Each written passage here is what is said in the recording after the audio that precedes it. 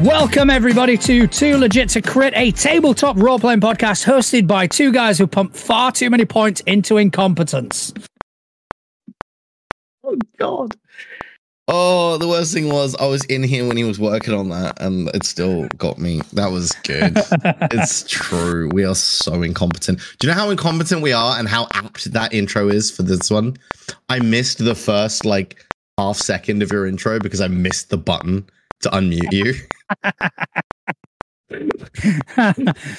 No, to be honest, last week I did your job, and I think I left it. It's not easy, is it?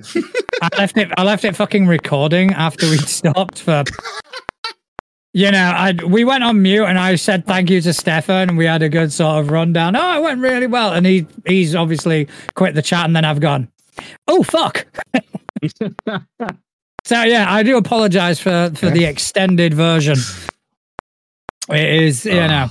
My name is John Santana. I am still Justin. And still Justin, welcome back. Yeah, I have internet and it works. Fucking hotel room, man. That was so bad.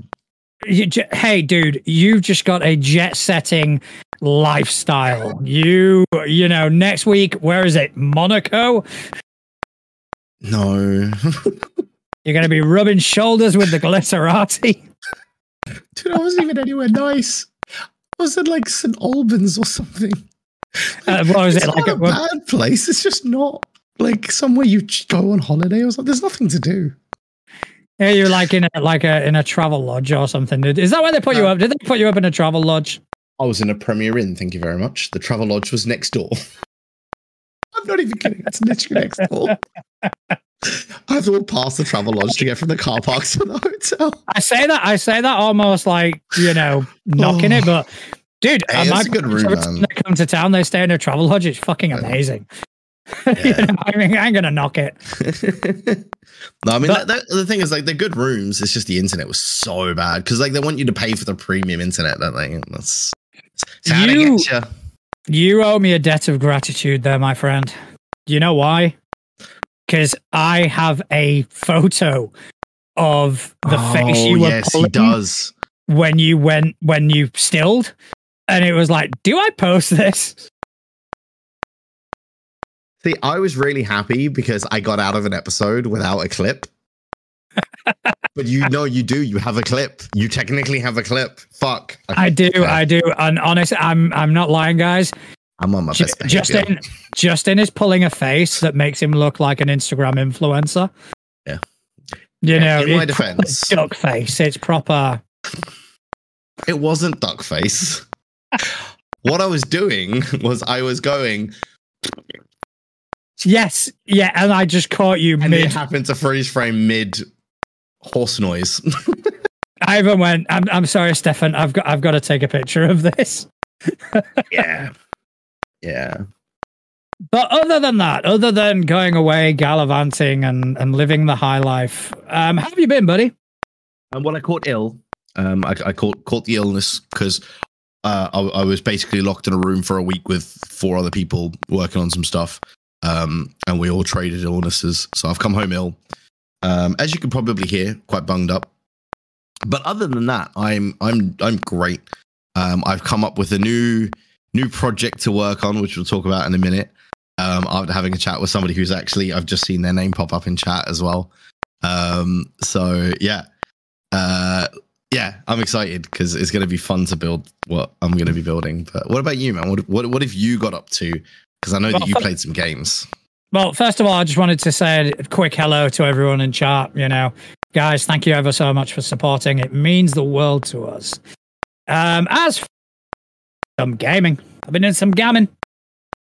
Got back to, well, obviously Wednesday in this case. It was Wednesday. Was good old Fabula. Yes, I miss Fabula. Again, you were away with your new friends in the high life. You were drinking champagne and whatnot. I don't drink. I was fair. You were drinking non-alcoholic champagne. I was eating a mixed grill in a Premier restaurant. Yeah, mixed grill. It was pretty good. It was pretty good. I'm not gonna lie. I could do some damage to a mixed grill, motherfucker. It was pretty good, and it was covered by expenses. So there you go. I don't even get expenses. You know, we don't get expenses. But yeah, so we got back into Fabula, which was once again a good laugh. We will update you next Fabula game about what's been happening with your character. Well, last I heard is I'd got a black card, like the Nando's black card, to what's the restaurant called? A Little Slice of Home. Yeah, that's it. Yeah, which is the Saiyan theme restaurant that is a franchise. So I've got a black card to that now, and I told Couch that my character's new drive in life, aside from resetting up his bee farm, his drive in life is to eat them out of business. Fair enough. I'm not going to give anything away. I think Couch has posted a little spoiler in the chat there, so I'm going to kind of leave you sitting with that. A barrel of gin. The barrel was a prominent figure in the game. Not going to lie. Well, yeah. One thing we did play that we could talk about that we haven't had a chance to talk about, because obviously there's been the guest episode between it and now, was the Delta Green game. Yes. I was the handler. I was the handler for Delta Green, and I've got to say, I've played it a few times. I've played it with different people, and the team dynamic is fucking phenomenal. Well, yeah, because I mean, we've got our NSA analyst. Yeah, there's an NSA analyst. We've got we've got the good doctor who is in chat right now. Yeah. We've got Chris's soldier who's basically on a babysitting errand. We've got our astrophysicist, and then the best character by a long way, and I'm not biased at all. We've got our social media manager from the right, breathe. I can get through this, I swear. We've got the social media manager from the CDC. Live tweeting everything. It was a phenomenal session. How did you? I mean, because obviously my perspective is somewhat askew because I love the system, and you guys played it really well. You guys did really well in that scenario. It was so how did you find it? It was so fun, dude, and like it's one of those as well where after the fact, I was thinking, because obviously I had a lot of driving to do recently, going away for work and stuff.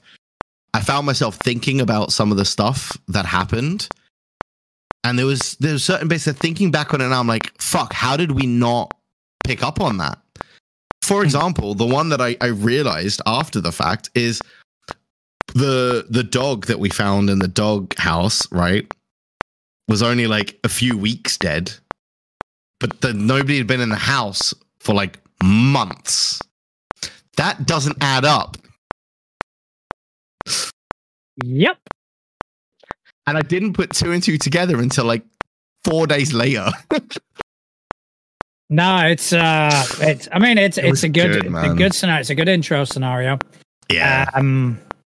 You guys did really well. And when kind of like the combat started, the rolls were really good, and mine were shit. I did some really shitty rolls. I actually didn't roll badly for a change. You didn't. You did. You rolled all right. It was a miracle. So yeah, Delta Green was a lot of fun. We got another one coming this Thursday. Yes. I have already selected the operation. I've already prepared the operation, and this is now. You are now graduating. I'm just going to get in character up. Yep. So you guys essentially, the first operation was this, and now you guys are graduating. This is going to be like a multiple session sort of scenario. Dude, it is phenomenal. So we're gonna have a lot of fun with that. So after that, on Saturday I played some Pathfinder. Yes. Pathfinder Society over at Wayland Games in Hockley. And that was really good. And I did something I don't normally do, or I've never really done before in Pathfinder. And it turned out, if you say kill a character, I'm going to slap you. No, nearly did though. Jesus Christ. I was on fucking fire. You're making up for your Delta Green rolls. I was on fire, and it was like, at one point, I crit a character twice in the same turn. Oh, and it was even funnier because he got cocky. So I rolled first, and obviously Pathfinder 10 above is a crit. So it's like, bang, crit, and then my second roll was a natural 20. And it's like, yeah, get cocky now, motherfucker. And those dice from Cryptic Crits were working overtime. Very well. They were they were. Because you weren't using them for Delta Green, were you? No, I used the I'm glad. I got for Secret Santa. That's going to change on Thursday, though. No. I tried rolling those. It was like, they're too heavy, too clunky. I need something lighter. Social media manager. I'm gonna bring in my Cryptic Crits. Shout out to Cryptic Crits. Let's kill some characters together. Yeah, no, they were awesome. But one thing I did in the Pathfinder game, which I've never done before, and after I've done it, I've kind of looked and kind of gone, that just makes sense. Why haven't I been doing this? We were getting pressed for time. So I just went in combat. I went, right, I'm not bothered. This creature's AC is 20. If this ability's DC is 23. You do the math. You deal with whatever. You tell me if you hit, you tell me the damage. That's all I need to know. And the combat just flowed so much better. And after the fact, I kind of stopped and went, I don't see why I haven't done that all along. Because hiding that information from the players during combat adds nothing to the game. Yeah. You know, it doesn't add anything because all it adds is an extra layer of interaction. I rolled 21. Do I hit? No, you miss. Whereas if I just give them the AC, it strips that away, it frees me up to do other things, and it moves a lot quicker. So they can go hit, miss. Yeah, no, I mean, I can see where that would be valuable. I think for some tables, it's not always going to be good because some people really like to RP out even in the combat, right? And having that element of like, I roll this, do I hit? And then I think where it would really differ is if you're, instead of just saying, no, that's a miss and moving on, if you were to narrate the miss or something like that, then obviously you're going to lose that. But if it is just eliminating that short interactional mechanic stuff, then yeah, absolutely. Because you're right. In that situation, you aren't adding any value or anything. It is just a case of doesn't. And let's be honest as well, by the third attack, most people have figured out the AC anyway. Exactly. I mean, so it doesn't add anything. And in terms of narrating, I can still narrate. I've even got more time to narrate now.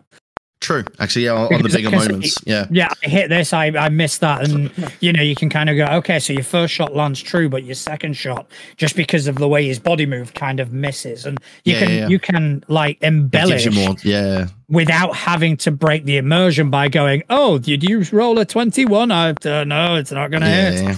Yeah. Whereas you can just kind of go, that's what you need to get. And that is the reason I started doing that is because obviously in Delta Green and Blades in the Dark, there is that interaction doesn't exist because if you failed, if you've succeeded.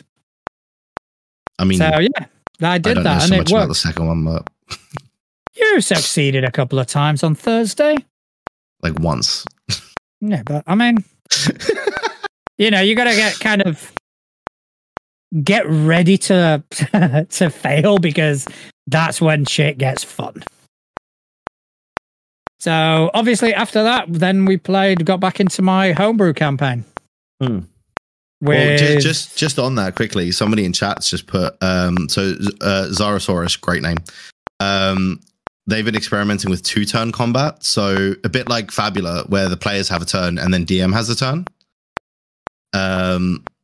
and essentially bringing that into like other games, right? And I think there is value in doing that as well. That whole fabulous mechanic of like party initiative. Yeah, I mean, the initiative role or the initiative rule, as it were, I think that can be heavily contested because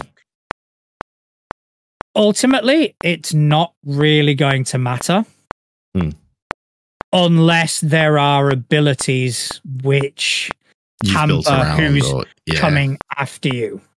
Yeah. Case in point, you have the Cypher system. The Cypher system, there is still an initiative roll, but the initiative results are you either beat me or I beat you. There's no in between. So it's not a case of, okay, so the GM's got this creature, that creature. It's no. It's whoever beats the GM goes first, then the GM goes, and whoever didn't beat the GM goes second, goes last. Yeah, I mean, I kind of like that as well, to be honest. I think it's just, I think the problem that I've got with like the way initiative works currently as a whole is it's if you're not building like a dex-based character or something like that, right? You're never going to get to have that first strike, really, unless you somehow manage to get a surprise on somebody or something like that. And I just think there's so many moments that, like, because I mean, well, case in point, right? Let's say the barbarian who doesn't have any dexterity whatsoever is kicking off in an encounter, but then because he doesn't have any dexterity, he goes last, but he started the fight. It just doesn't make sense a lot of the time. That is yet another thing that the second edition kind of fixed. So to roll initiative, by default, it's perception, right? That is the default initiative. I see you, you see me, who's going to react first depends on what we see, sort of thing. However, if you're doing something else before the fight starts, you can argue to use another skill.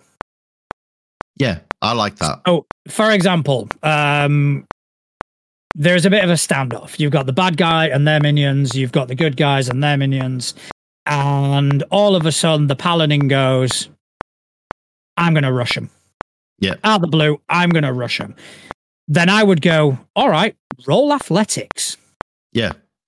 Yeah, that is your initiative because that's what you're doing. Roll athletics, and their athletics is through the fucking roof. Yeah. No, absolutely. And I think that definitely just makes more sense, right? Because it means that the character who's taking the initiative, clues in the word, actually gets to act in a appropriate manner. I mean, they have a better chance, but there is still the slight opportunity. There's still the chance that they trip or something, like, you know what I mean? Someone's quicker than them. Yeah, someone's quicker on the draw, Yeah, so it is possible, but it gives people the option to kind of go, I want to start casting a spell. Right, roll Arcana for your initiative. Yeah.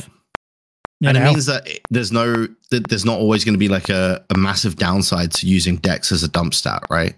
Because let's be honest, right? A fully plated warrior, the only reason they're taking any form of dexterity is so that their initiative isn't garbage. Yeah, but I mean, to be fair, there are systems out that have fixed that. Oh yeah, of course there are. Yeah, absolutely. I'm not disputing that at all. I'm saying that we should maybe start trying to incorporate some of those rules into games that haven't fixed it. Yeah, which I 5e. 5e has a lot of broken stuff. We all know this. Yes, 5e is just a bad game. But anyway, wow, I wouldn't go that far. I'm beyond caring at this point. But anyway, so that has kind of been my week. That is, you know. So yeah, it's been good. It's been a good weekend of gaming. Again, looking forward to another week of gaming ahead, and we've got some more games coming up. We've got a good game on Sunday that we're going to be playing, and I'm excited. That's something that you will learn about in the very near future. Yes. All right. But projects. Talk to me about projects. So the project that I'm starting is because of a conversation that I was having with Zarasaurus in the chat. Basically, I sent them it was one of the memes I sent you as well. And basically they were talking about one of the players in their group and how they have like a shirt that says, "Are you sure?" on it. So whenever the players are going to do something stupid, they point to the shirt. Okay. So I jokingly was like, I should build you a little sign that basically says the same thing. But then I had a thought of building a whole bunch of signs for, like the, "Are you sure? You can certainly try." Do you touch it? Do you touch it? That was the next one. Yeah. So like building out a few of these little signs and just like making them, like those wooden signs that people put next to a pond with like "keep off the grass." Yeah. Like, so that kind of style that you could just hold up and be like, "Are you sure?" I'm envisioning Wile E. Coyote. Yes. When he would fall down a ravine and he'd hold up the sign. You've got to do an uh-oh sign just for that reason only. But or just for when the players are like, "I'm going to touch it," so you can put down the "do you touch it" sign and bring up the uh-oh. Yeah, I like that. Yeah, 100%. Zara's also saying they need a "do you touch it" 100%. I think we all need that sign, let's be honest. Dude, jokes aside, that is an Etsy store sort of idea. Yeah. So you open the door? Yeah, do you go in?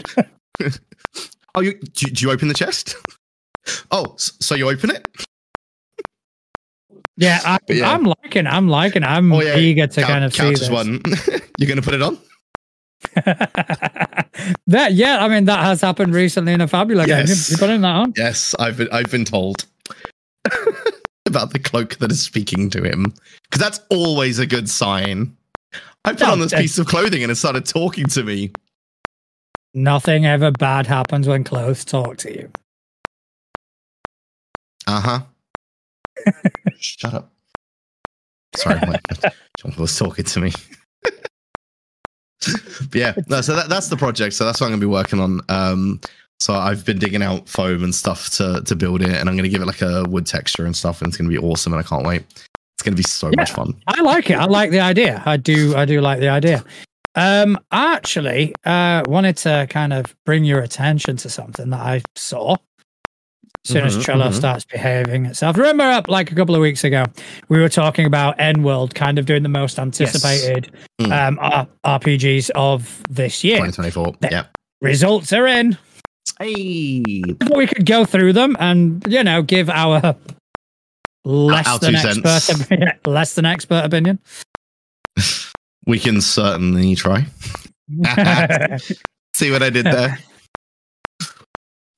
I'm absolutely going to use those signs on the podcast as well. Yes, I fully support that. All right, so obviously N-World a few weeks back they did a most anticipated role-playing game systems of 2024, and there was a whole list in there, some of which we may have agreed upon, some of which we kind of went and I think the results are going to be quite divisive and quite the same. So we will start with number 10. Yeah, I just loaded up the list. Oh, I was going to surprise you. Well. Oh. Right, so number 10 is Tales of the Valiant. What do you think? I mean, I get it. Like, there's a lot of hype around it, but from what we've read and what you've told me, it's just 5e with a different shirt on. So I don't know if I would say it's one that I'm most looking forward to. It would have been if they'd done more with it. I'm inclined to agree. Don't get me wrong, I've backed it. I'm going to be in it. Yeah, true. So, I'm a big fan of Tales of the Valiant for what it represents. It represents stepping away from a shitty company. It represents, gaining a distance from Wizards of the Coast, from 5e. And I just think that the whole thing was overhyped. Yeah. Because they were saying, oh, this is going to be our system. We're going to bring our system out. And lo and behold, when the playtest started coming out, it's like, this is 5e. Yeah. You know, don't get me wrong, I don't know 5e enough to know what they fixed, but I'm assuming they fixed a few things. But yeah, then again, from what I read, that's about it. They put a couple of patches on it and put a different shirt on and called it a different thing. Yeah, so yeah, I'm excited for it and I hope it does well. Yeah. It's not something I'm gonna be massively partaking in. Yeah. Yeah, I think for me, like I own enough 5e books that I don't see the point in myself investing in what is essentially a 5e clone with homebrew. Because I just don't feel they've changed enough to warrant me spending money on it. No, it's a shame. It had the potential to do something really cool. And don't get me wrong, it still might do that. It might, yeah. You know, I mean, Pathfinder was 3.5. It was, yeah. And now 2e is completely different. But, you know, that's how Pathfinder got its start. It's people that weren't happy with the changes happening to 4e. They kind of went, no, we're going to go our way. And, you know, Wizards took a massive hit because of that. It wasn't until 5e that they clawed it back. But, yeah, so it could work. It all depends on how this latest edition of D&D is going to get received, and I don't think that's going to be very well. I think that's going to be the key is how the changes to D&D happen. If they patch the same holes, then Tales of Valiant is going to struggle. If they don't patch the same holes and they make more holes, then there's a strong possibility that Tales does well. Personally, I don't think it's going to do. I mean, don't get me wrong, it's Wizards of the Coast. It's going to do well. Could go either way. It's going to do well, but it's not going to do as well as 5e. Yeah, no, I'm inclined to agree. You don't have as many things pointing it in that direction. You've lost Critical Role. Yep. You know, and that was a huge game changer for 5e. They don't have that anymore. And obviously, you will get part of the 5e players that kind of go, no, I want to carry on playing this. You know, I don't want to invest in these new books because they don't add anything to this game. So I think it's going to do well, but it's not going to do as well as 5e did. Yeah. I'm inclined to agree. Yeah, I'm inclined to agree on that. Which hurts me because it's my baby. It just makes me laugh. I know. Number 9. Number 9 is Mothership for first edition, I'm assuming. I've no idea what this is. This is new to me. You know, sci-fi horror. That's to me. That's your jam. It is, you know, Teamsters, Androids, and Marines. And D100 Panic Engine, I will look that up during the week. Yeah. This next one. I need it. I do need this in my life. I need it. Monty Python's co-curricular medieval reenactment program. And in brackets, Exalted Funeral. Yeah. Man. I don't know how we've missed this up till now. I heard about this before we began the podcast. Someone brought it up to me. It was like, dude, Monty Python. And, you know, I wanted to want to play a knight that says knee. Oh, I just want to sit at a table with some coconuts and just... Yes. Yeah, and just let anything go. I mean, fuck it. Why not? Crack on. Just a scratch. Number 7 is Daggerheart from Darrington Press. Yes. Obviously, Darrington Press doing well with Candela Obscura. Yes. Which we discussed recently. Yes, and which hopefully we'll be playing at some point. I'm very excited for that as well. So yeah, Daggerheart, apparently they're going to do like a fresh take on fantasy RPGs. Whatever that means, we have no idea. And we don't care enough to look it up. This one, we have talked about this one. We have talked about this one. Yeah. Cohorts Cthulhu. I agree here. Cthulhu in ancient Rome. Yes. I mean, what's not to love? Yes. You know, that just sounds fucking amazing. Right? We've also covered this next one. Yes, we have. Mm-hmm. And this one is very me. Yeah, Dolmen Wood. Yeah. I mean, there's a ton of folklore in a game. Yeah. Wow. It does sound a bit like Vessen, but English. Yeah. You know, which Vessen's kind of love. Vessen have kind of already done that, but you know, Dolmen Wood sounds pretty cool. I don't know how interested I'd be into it, but well, you'll find out when I buy it and you can play it. Yeah, fair enough. All right, number 4 is Pendragon 6th edition. Mm-hmm. I had no idea they were on their 6th edition yet.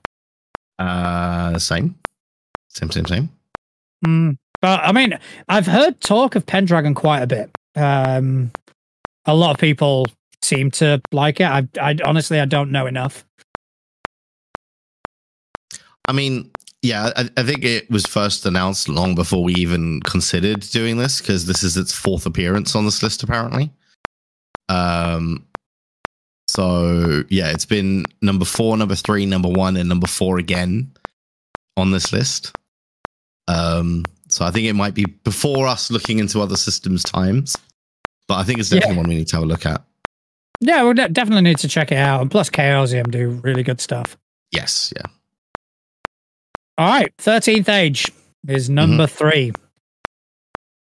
I don't know anything. You play the Age games, or you've played some Age games, haven't you? I've played some Age games, yeah. I haven't played any of this one, though.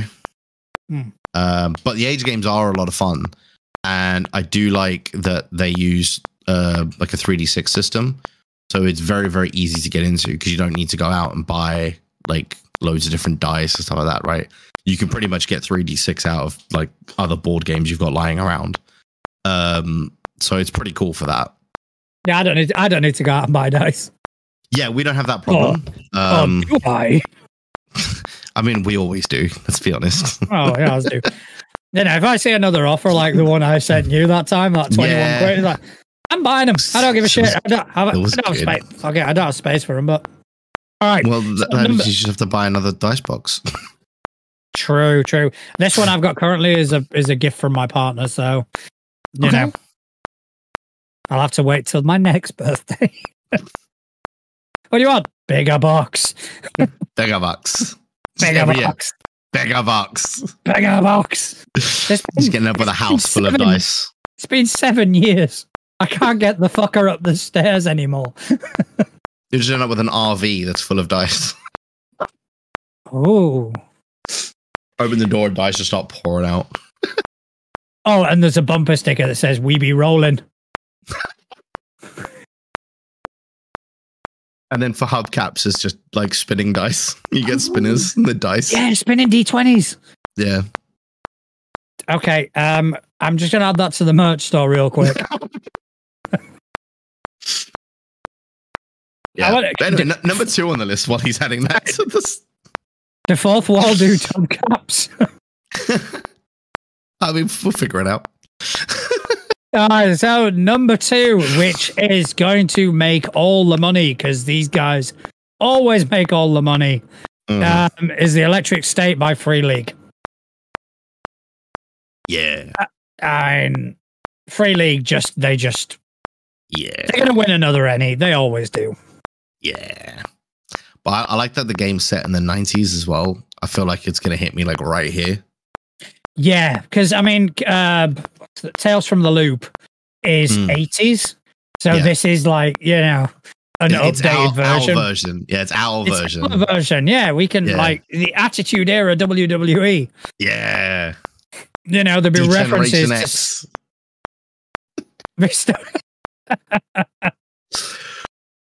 yeah. Oh, and this is one. It's funny. I've never heard of this one, but Shadow of the Weird Wizard. Yes. Have you heard anything about this? No, but it sounds awesome. I've not even read it, to be fair.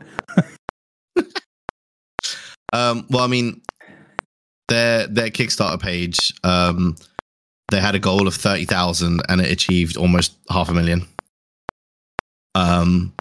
So it went a little bit over, just a little bit over the goal. Just by a smidge. Just a little bit. Just a little smidge. Good for them. But basically, the Weird Wizard is the person that was responsible for releasing. Jesus, I can't speak today. Releasing all of the monsters into the world. So that's why it's the Shadow of the Weird Wizard, because it's like the world after, he's done what he did. So the characters are basically exploring the Borderlands and trying to make them safe for refugees. Is the pretense of the game. But it looks really cool. Like, I would definitely play this. The character sheet looks sick. I mean, share that, because I'm clearly not looking at any of this. I'm gonna pop it up. I'm having a look at the shenanigans that's going on in the chat. Because like shout out to 13th Moon Games that's just joined us as well. But yeah, so like the character sheet looks awesome. It's got space for everything, but the layout is just so cool. Like, all your stats are central on the page rather than in a box off to the side. Character portrait is central as well. And then like it kind of, from there, everything kind of goes out from there. Yeah. It's just a really well laid out character, because everything you need is central and everything else is like built around it. So I quite like that. Oh, well, we'll definitely keep an eye on it. We may add it to the list. Yeah, we probably will. I don't feel bad about adding things to the list anymore. No, because we've made plans to start going through the list. Exactly.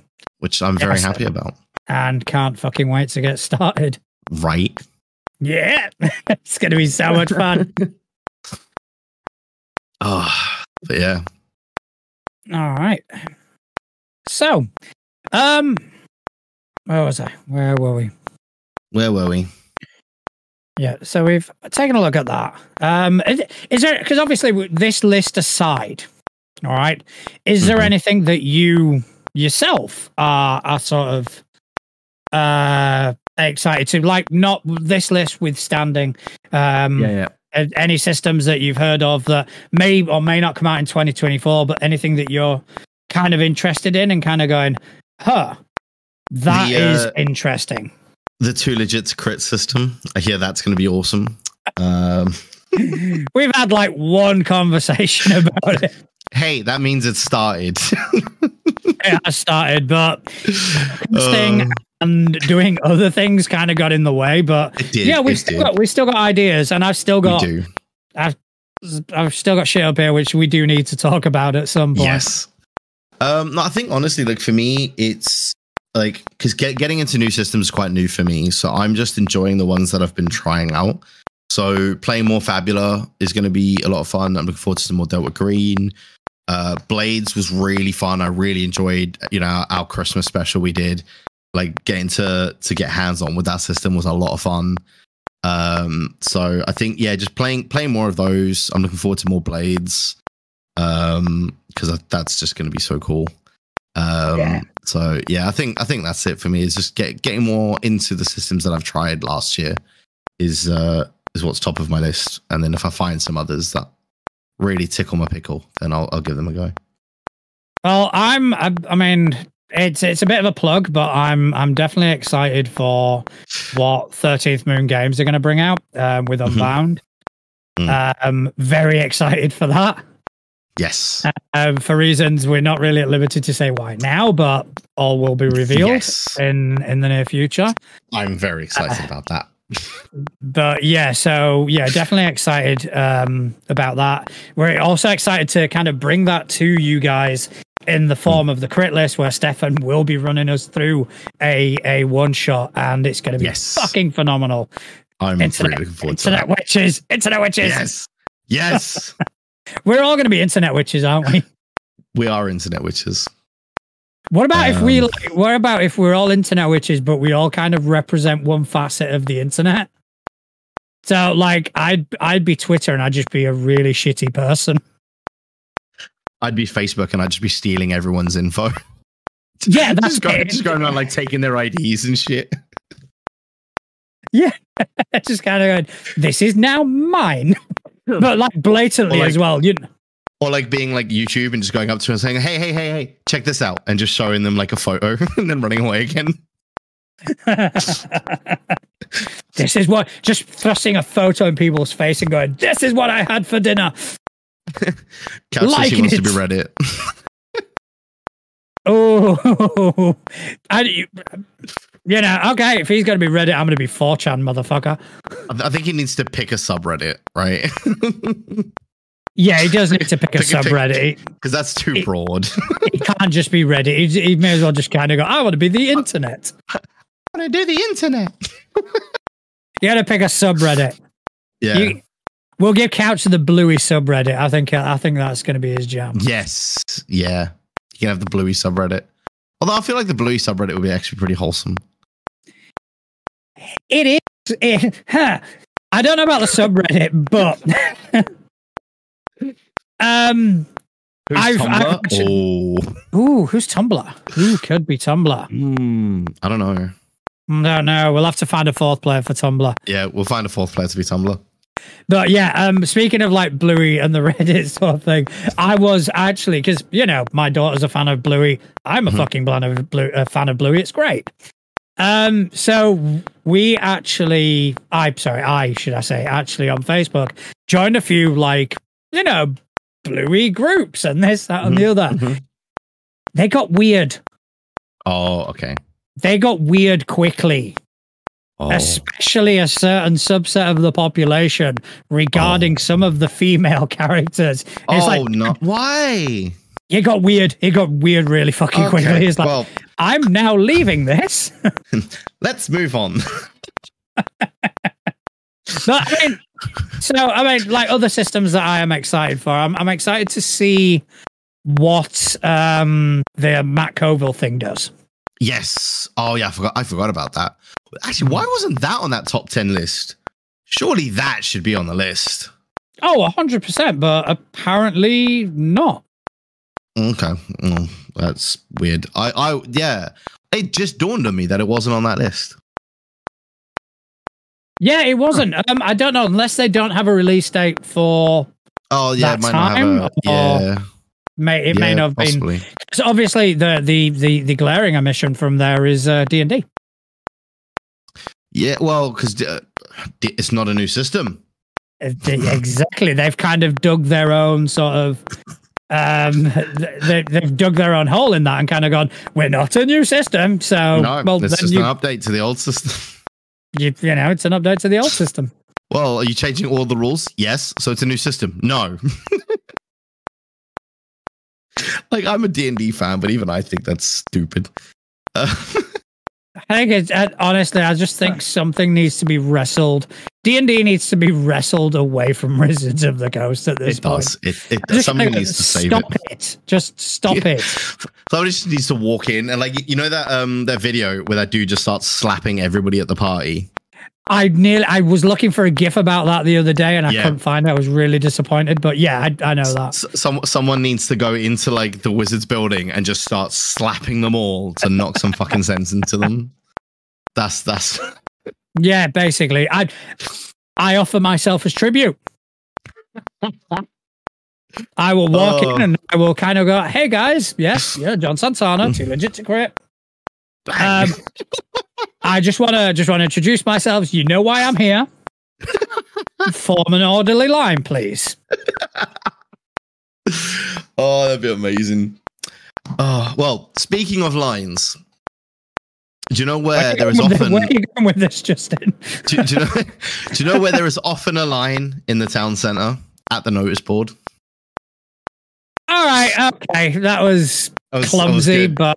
That was good. Oh, come on. That's about as good as we get with segues on this. In fact, as far as our segues go, that was top tier. All right. Okay. I know. Right. Okay. What have you got for us? Oh, we're doing initiative. Yes, obviously we're doing initiative. Oh, right. No, we're not. My dice are in the car. Yes, but I'm rolling for you. I always roll. Oh yeah, because I don't. Yeah, because I don't roll my own dice anymore because it's better that way. All right. Okay. I am giving you a red. That's fair. And obviously, purple. Yes, Zara. Absolutely. Zara says they feel a fish is also required in that slap. I think that's when you get to like the executives. So like the lower people, normal slaps, executives, they get the fish. No, I think the size of the fish would grow. Oh, okay. Yeah. Like the people in the mailroom, it's just a little with a goldfish. Yeah. But, you know, if you can just get a fucking full tuna. I almost feel the goldfish is more insulting. It's like you're like flicking them. Anyway, initiative. Let's do it. Initiative. Okay, let's do this. All right, I beat you. Yeah, I'm not surprised. Hey, you rolled a 10 though, so. Yeah, but I still lost. That's the way it goes.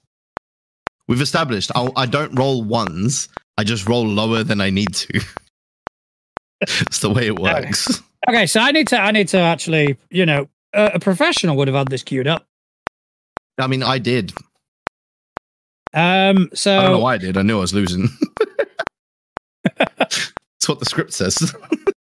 The script says Justin loses every single time. Yeah. All right. So basically, I picked this week a submission by Cats Have No Lord.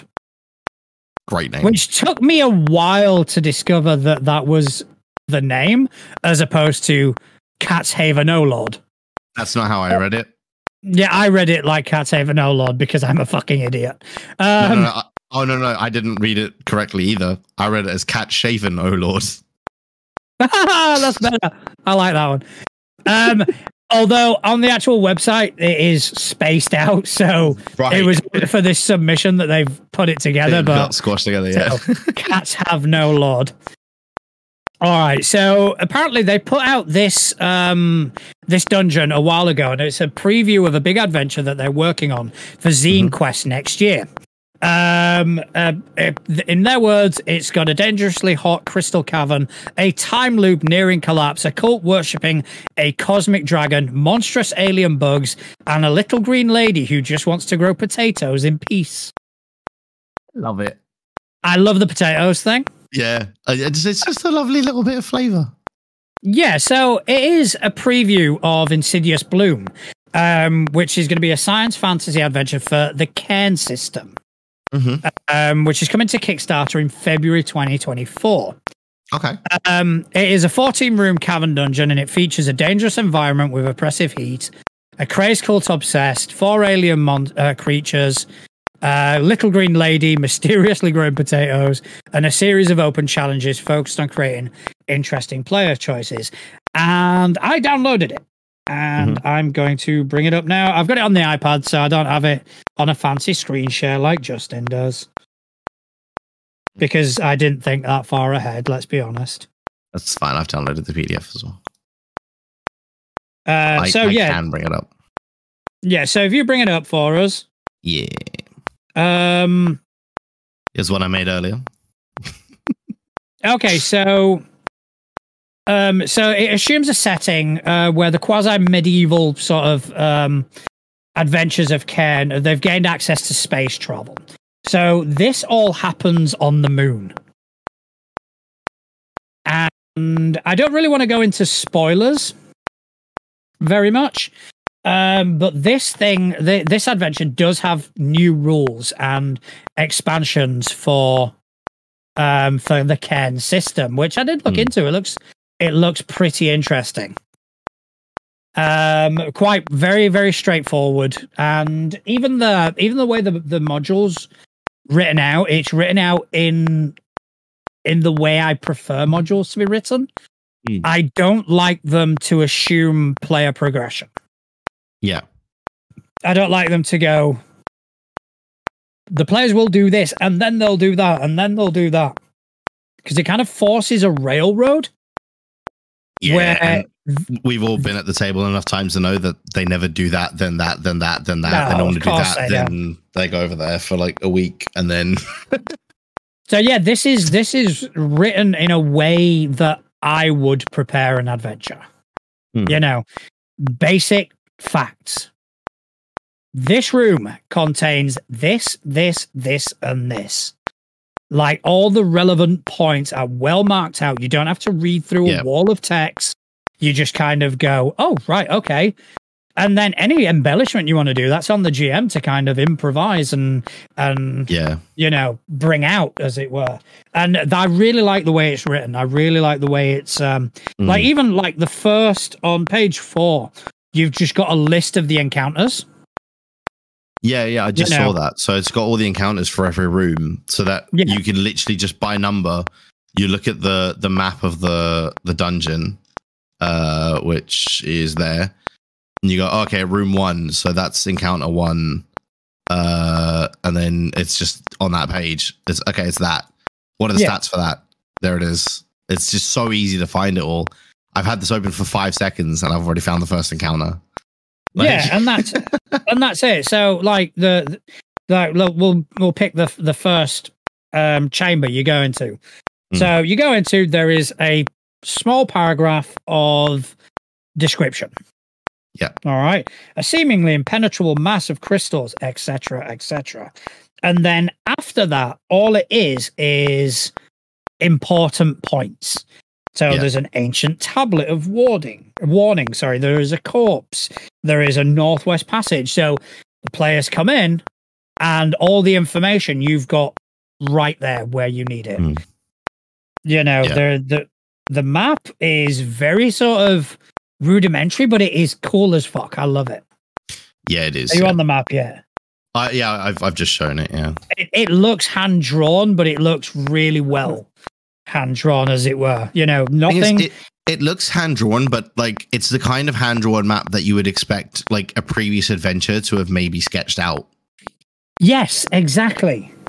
And that's how I think maps should be, right? Because it's something that's always kind of bugged me with a lot of like modules and stuff. Is like they're like, oh, here's a map of the dungeon to use as a handout, and it's like this perfectly gridded out like thing, and it's like that's not how caves work. It's always kind of bugged me. I mean, my favorite thing is the image on, what is it, page number 7, page 16. All the illustrations in the book are all in black and white except for one. Oh yes, and it's amazing. And it's just amazing. It's a picture of like cultists. There's like exploding crystals in the middle. Yeah, exploding crystals in the middle, and I just fucking love it. Yeah, it's awesome. I do like it because like it kind of gives that vibe of like this was scribbled down by like somebody that's got in there, or like maybe like a former cult member that's like defected and it's like, you guys need to go shut this shit down, right? And he's just like quickly sketched this all out or something. I like it. It's really cool. Yeah, it's definitely cool. And to be fair, I know it's for a different system, but I could probably run this. Yeah. In anything. That's kind of how well. I mean, all you do is, you know, I could change the stat blocks and run it perfectly fine in Pathfinder, for example. Yeah. Yeah, you know, it's definitely. So, guys, check it out. It's called Jaxon's Claim. It is a sort of an intro. Oh, that's stopped working now. Just when I wanted to bring up all the information, it's kind of gone and crapped out on me.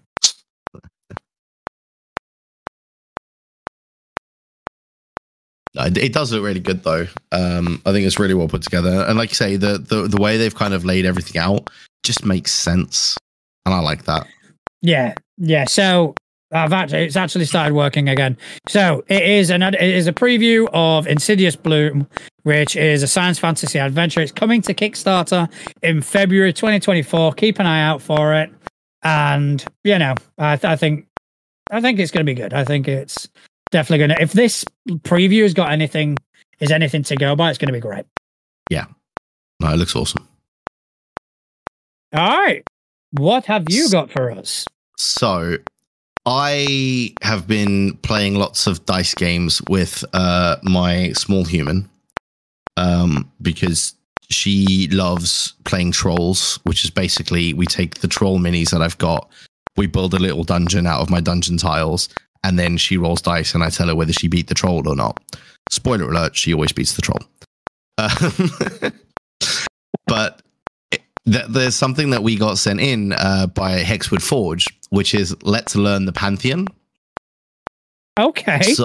So it's an illustrated companion to any fantasy role-playing setting, and it's done in the style of a children's book to teach them about the pantheon gods. That's fucking amazing. It is. So I'm gonna pull them up on, because they've got an Etsy store, and there's a lot of like photos and stuff on that store actually of the book. So I've just pulled it up on the screen now, so everybody can see it. So this is the cover, and it's great because like inside it, it's like a once upon a time, years and years ago type book. And it's got like these two characters inside it as well that are like scribbling in the book as they go through it, like little kids do when they've got a book, right? That's what you know. Yeah. But yeah, it just goes through like, you know, once upon a time, years and years and years and years ago. And it gives like the history of the realm, and then it goes like A is for Arachne.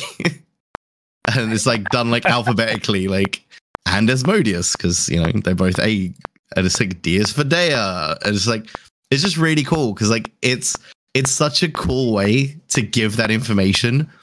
But it's giving you, and it's one of the cool things as well, because like I've always found that a lot of the times when you look up information for a deity in a game, there's so much irrelevant stuff that makes it onto that page that you just don't know what's relevant, right?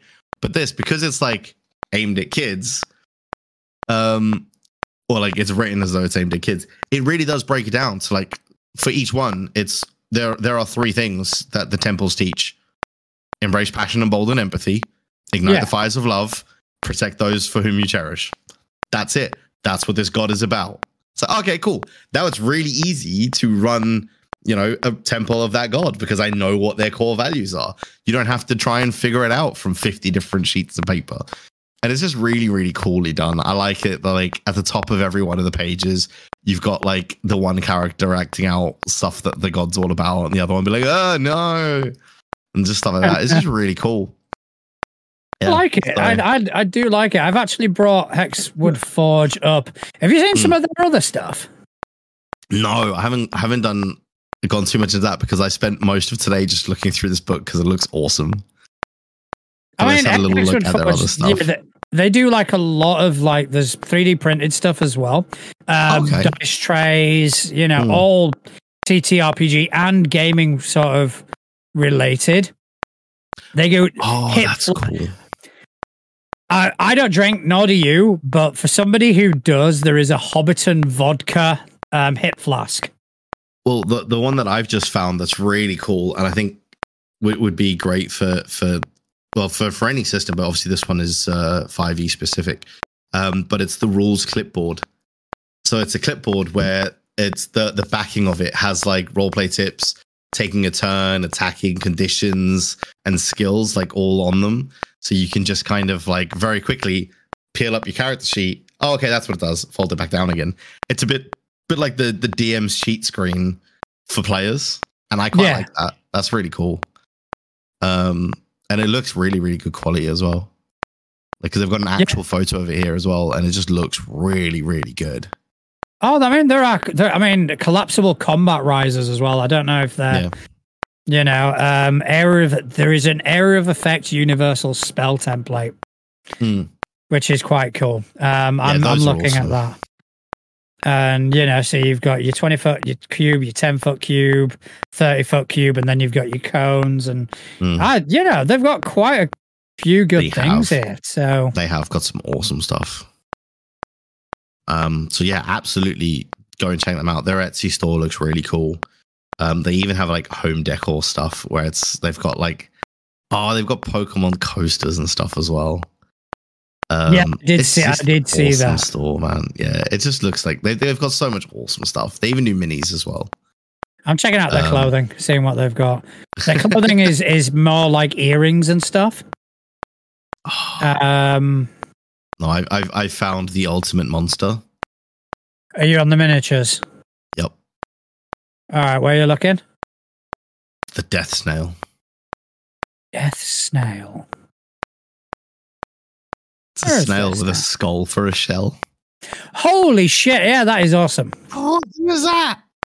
Yeah, that is pretty fucking cool. Little guy, I need him. Yeah, that is pretty cool. He's probably going to appear at some point. I'm just having a look. What else there is? Oh yeah, they've got some cool stuff. Yeah, they've got some really, really cool stuff. So absolutely check out their store. I mean, the thing that brought us here was obviously that, the God's book, Let's Learn the Pantheon, which I love as a concept. And I would love it if they started doing like a whole series of that kind of book. Like Let's Learn the Pantheon. Let's learn, I don't know, pick a thing. Okay. Let's kind of workshop this then. Let's have a look. All right. So we've already done Let's Learn the Pantheon. Yeah. Obviously, it'd have to be somewhat system specific. Yeah. Well, I mean, like this one is obviously is 5e. So it looks like a lot of their stuff is 5e. But I mean, you could even do something like let's learn the bestiary and just do like A is for. To be completely honest, that idea has kind of been done because it wouldn't be as good as this. That's what our friend bought my son when he was he was very little, and it was the ABCs of D&D or something like that. So it's like B is for beholder. Let's learn the old ones. Yes, couch. Oh, fucking, I'm there. Yes. All right, we need to send them an email back and be like, yeah, it's a great book. We have a recommendation for a follow-up. C is for Cthulhu, obviously. Oh, yes. Yeah, definitely. I'd be into that. I like it. So Couch so far has got the best suggestion. Yes, I think hands down. We cannot be outdone. We've got to come up with something better. Come on. I actually kind of like that one from Zara as well. Let's learn the classes and races. That could be like two separate books as well, right? So like a book on Let's Learn the classes and then a book on Let's Learn the races. Yeah, I like that. I do like that. Yeah. I still think Couch is maybe pipping that one. But I do like classes and races. I think that's pretty cool. Okay, so it's going to be lore. We've done gods, we've done classes, we've done races, we've done old ones. What about like just learning the map, right? Because D&D has like a set, like it's got its own default world, right? Yeah. So like let's learn the world, or like I can never remember the name of it. Neverwinter. No, I don't know. No. Where's I Daryl don't when you need him? Daryl, where are you? Because every time I forget, he sends me a text like the next day when he listens back, and he's like, "It's this." I'm like, "Fuck, of course it is." I have no idea. Yeah, like because then like you could go through all the different cities and like important points about the city. Because again, that's something that's always a bit of a struggle when you get to a city. Is like, okay, what's important information about this city? Especially if it's like a pre-existing one, right? So that could be a cool one. I still don't think it's as good as the old ones. See, I'm the only person who hasn't come up with one yet, and I'm feeling left out. I'm failing. I'm letting the side down. Armory. Let's learn the armory. Not bad. Yeah, just go through all the weapons and armor and stuff. Not bad, because you can. Let's learn the schools of magic. Let's learn. Yeah, there you go. Schools of magic. There's yours. Took me a fucking while. All of those would be really good, I reckon. Yeah, let's learn the magic schools. There you go. Yeah. Cool. I think we should maybe send them an email. Yeah. Okay, we've got ideas. We had a look at your book and we have the ideas. Yeah, we would like to make some change. No, not make some change. We would like to add some things. We would like to add some stuff. Here is an entire book series. Start writing. Cats Have No Lord. If you are watching this, take these ideas. Yes. We give you these ideas. Just that was Hexwood Forge. Was that? Sorry, Hexwood Forge. Yeah, I do apologize. Yeah. But yeah. Yeah, fantastic. Mm. All right, I think that took a lot out of us, don't you? It did. I think it's time to maybe relax a little. Yeah, and I think we should go to the lounge for that. I think we should. All right, so every week we ask our 3 collaborators, Corvus, Sci-Fi, and Couch, to send us in a topic. They can be anything. And Justin and I will discuss said topic, potentially to our own detriment. We'll find out. Yeah. But I'm going to roll a D6. Yeah, because we still have a suggestion from all 3 of them. Yes, so we've got multiple from all 3. We do. So 1, 2, Couch, 3, 4, Sci-Fi, 5, 6, Daryl. Yeah. Okay. You said 1, 2, Couch, 3, 4, Sci-Fi, 5, 6, Daryl. Yeah. Yeah. Let's do it. Roll it. All right, Daryl. It is. Sweet. What was his topic? So, okay, let's have a look. The lounge.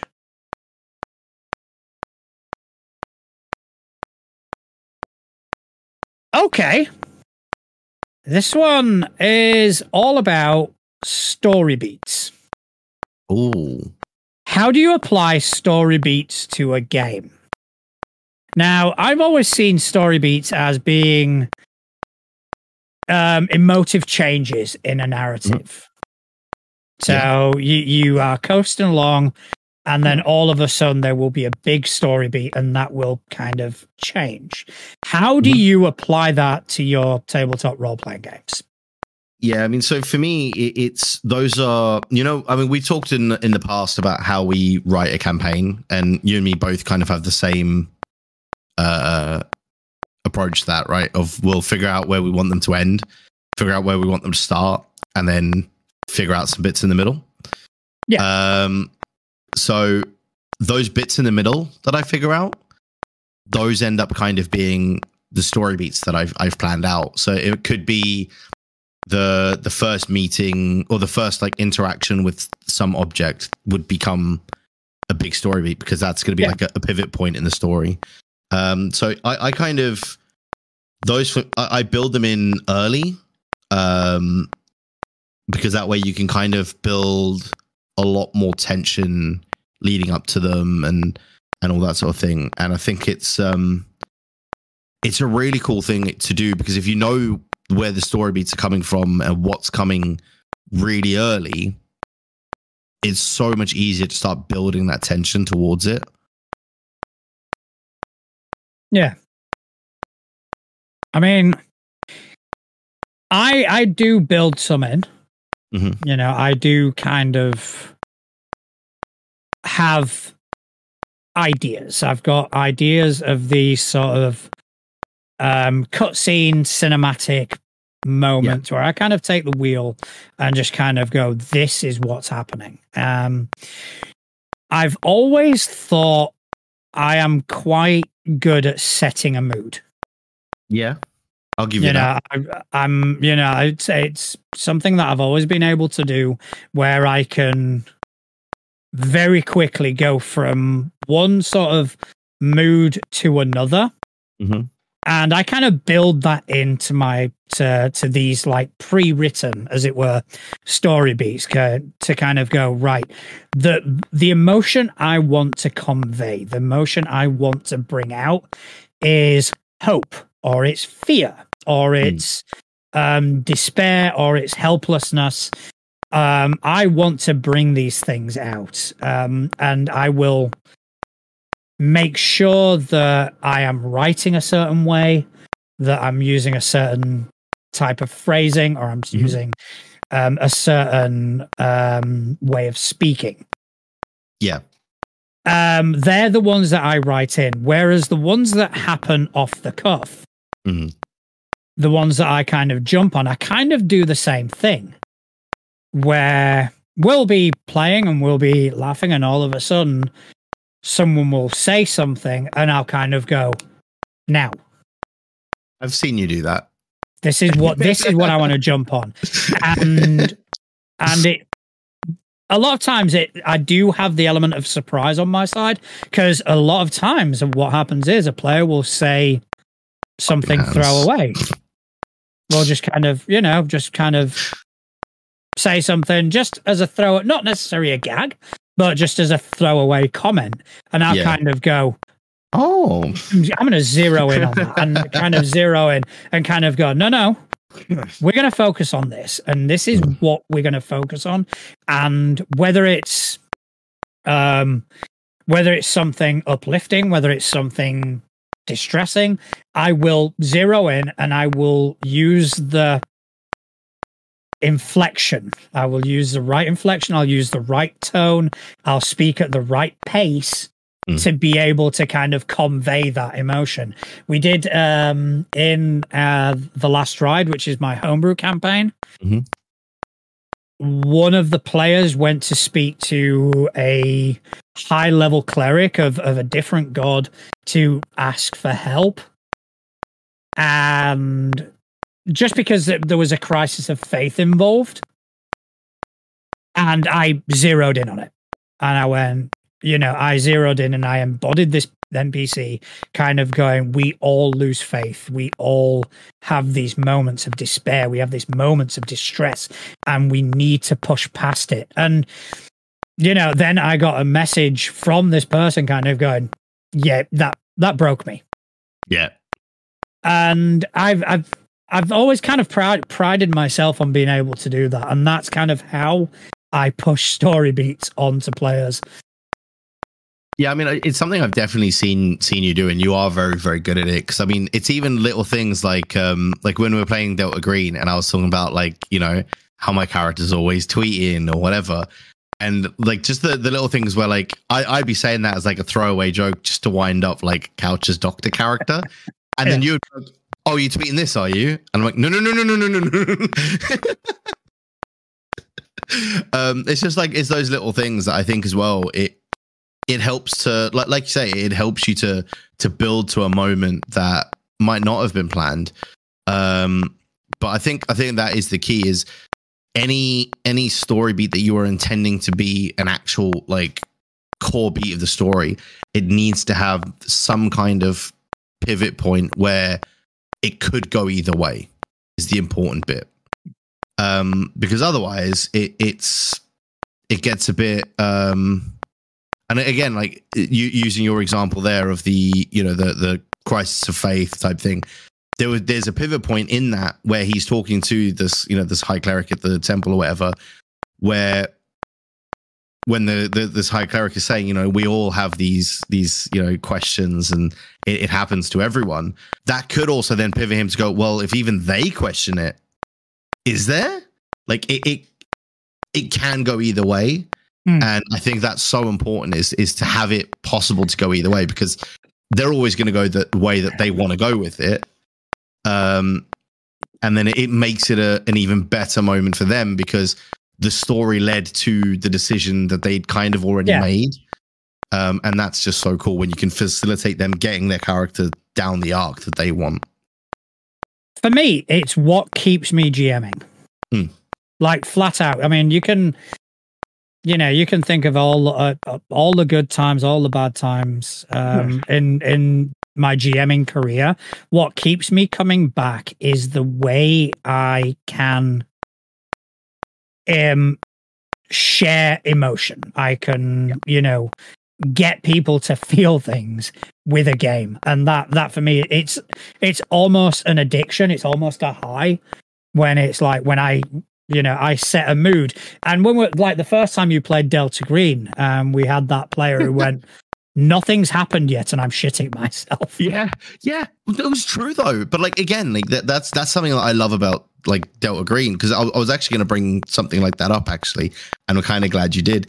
Is because the way that tension gets built in that game is because as players, we know shit's about to go off the rails, but it's not. And the longer it goes on before the penny drops, essentially, we're like, is it going to be this? No. Okay. No, that was just that. Okay. That's fine. Is it going to be this? No. Okay. That was just fine. And like the longer that goes on, like the tenser and the tenser we get. And I love that because like, I mean, we didn't get with like the intro bit that we did for Delta Green the other week. We didn't get that supernatural element until the last like half hour of the session. But and even that was a build up. Yeah, exactly. And it was like the actual like interaction with the supernatural element was 5 minutes. Yeah. But the whole time was just constantly like it's gonna be this. Like the little old lady that we were interviewing outside the guy's like flat. I was like, it's gonna be her. It's gonna be fucking her. She's gonna be like, she's gonna be something. And then like she wasn't.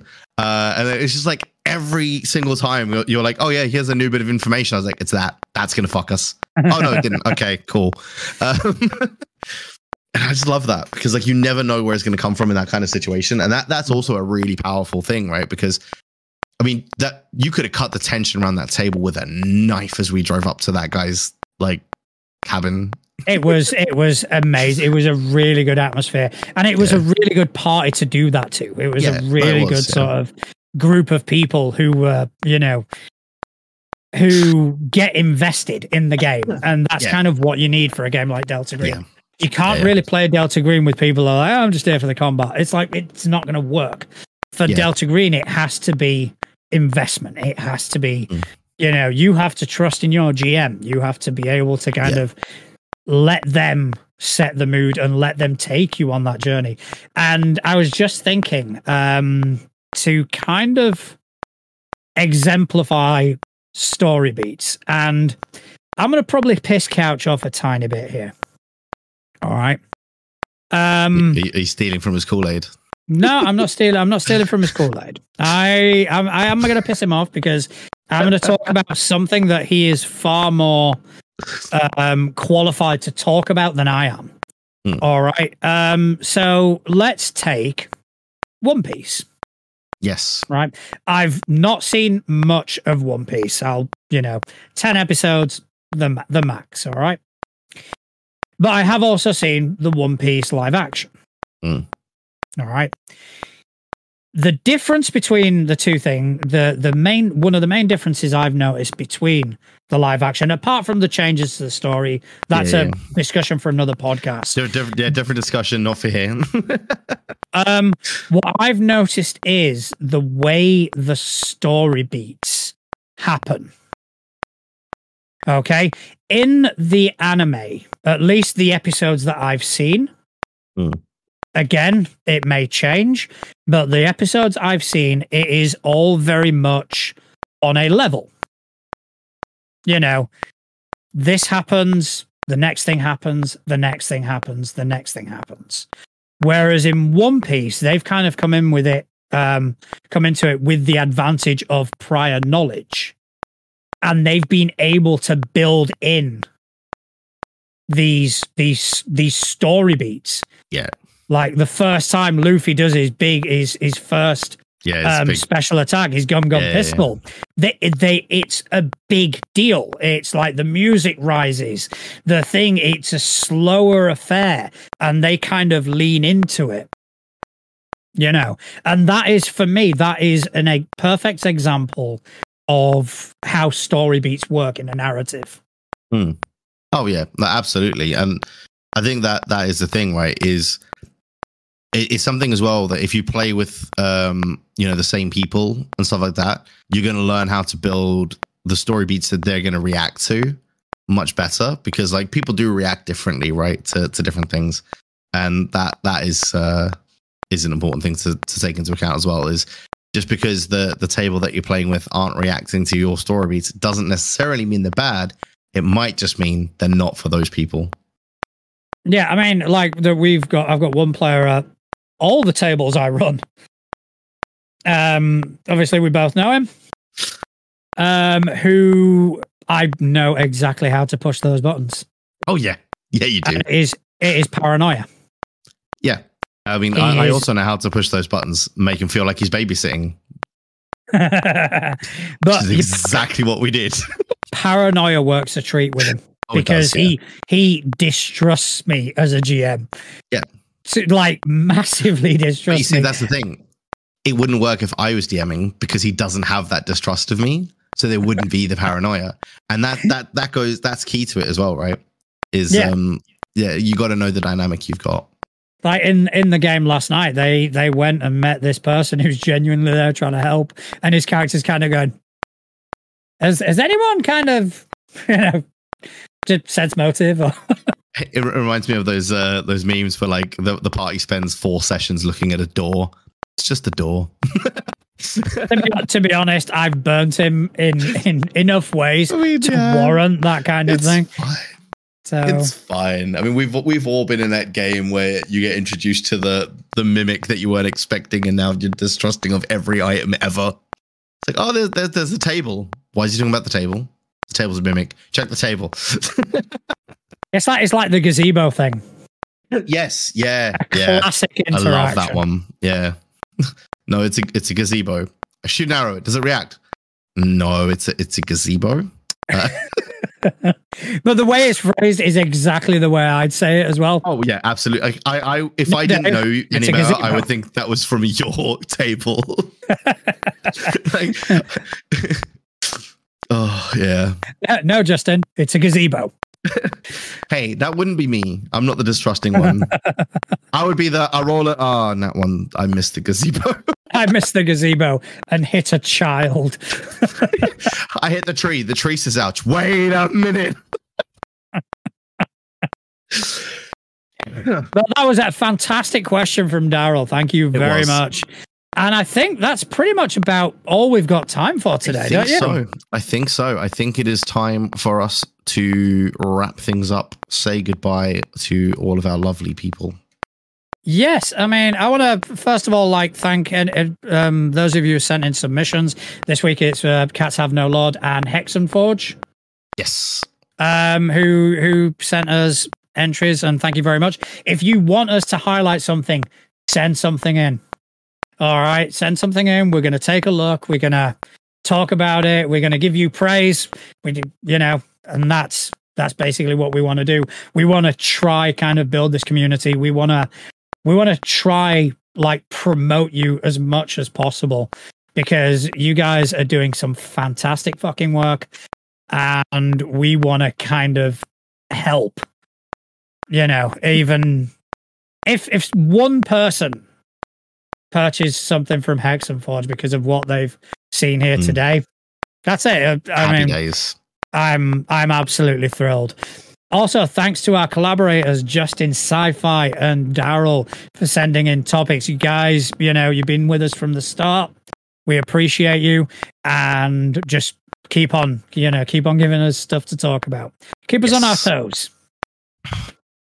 Also, thank you to you, Justin, for spending some time with me this evening. Welcome. Do you want to tell people where they can find you? Yes. So you can find me on most places at Justin Accurate TV. Also on the Facebook group and in the Discord and all of those lovely places.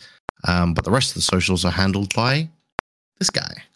That would be me. So you can find us, you can follow us, you can interact with us at Too Legit to Crit on Instagram, on Blue Sky, on YouTube, mostly on Threads. That is where we live currently, and we have become part of a community that is growing, that is thriving, and it is absolutely fantastic. And I can see that Couch is probably distracting my co-host once he is, again. Because Couch is very upset because you said my name instead of his on the collaborators. Did I? Yes, I didn't even catch it, but yes, you did. You said Justin, Sci-Fi, and Daryl. Sorry, Couch. Love you, Couch. He's very upset. I love you, Couch. All right, but yes, you can also catch up with myself at Natural Juan, at dice.camp on Mastodon. If you like what we do and you kind of want to see more, Give us a like, give us a rating, subscribe to us, tell your friends about us, because that's how we're going to kind of grow. We love doing this. We want to grow doing this. We want to grow with this community, and your interaction is what keeps the lights on. But other than that, thank you ever so much for spending time out of your busy days to listen to two idiots waffle on about tabletop role-playing games. Thank you very much. Good night.